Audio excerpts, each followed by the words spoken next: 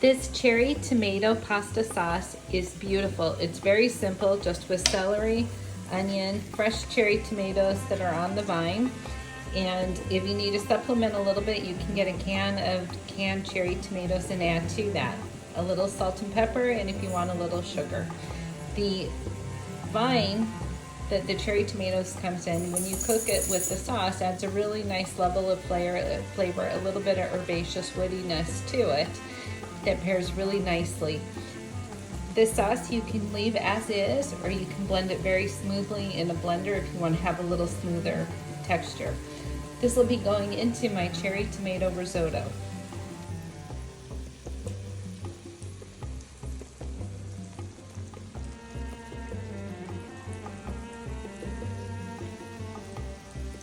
The risotto rice is now added, and we're just going to finely toss this and cook it until it's nice and toasted, and then liquid will start being added to this.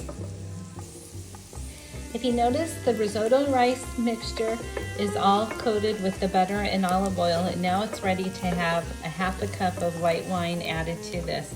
We're gonna let the white wine simmer for about 2 to 3 minutes until it's totally absorbed in the rice mixture, and then we're going to start adding the tomato sauce and the chicken stock. I've added 2 ladlefuls of the chicken stock, and you can see how it is absorbing, the rice is absorbing the liquid, and when you pull it across there, it's you can see that the rice has completely absorbed the liquid and there's no more there, so it's time to add another ladle of chicken stock. And then this time we're also going to add some of that tomato sauce that we just made with the cherry tomatoes, onions, and carrots. You can see I pureed it, so it's a nice smooth sauce. And so we're going to add a little bit of that in here too, and stir this around and just keep going until all of the liquid is absorbed.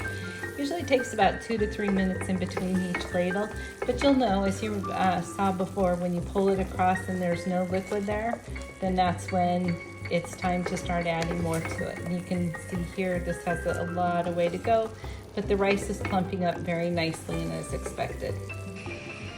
Okay, we've made some really nice progress. You can see how the rice is starting to soak up the tomato and chicken broth. If you look over here, you notice my chicken broth is hot because you need it hot when you're adding it in. Helps it cook faster. Just going to taste it and see what the doneness is on this. Now you can see kind of how the rice is plumping up. You want the rice to be real full and almost plump and clear.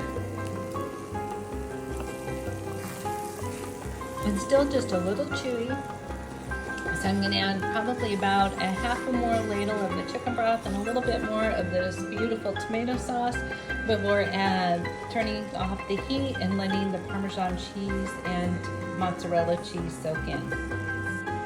Well, the risotto is done and it's all soaked up. The next step is just going to be to add some finely grated fresh Parmesan cheese in, and we're going to mix that in really nicely.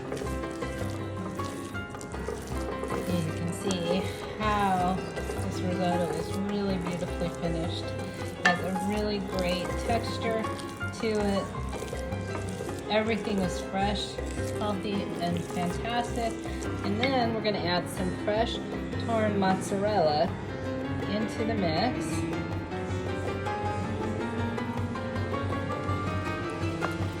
And you can come over here and just kind of garnish it a little bit with the fresh mozzarella.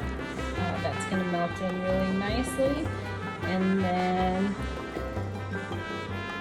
we can add some fresh basil, which will add a really, really beautiful freshness to this.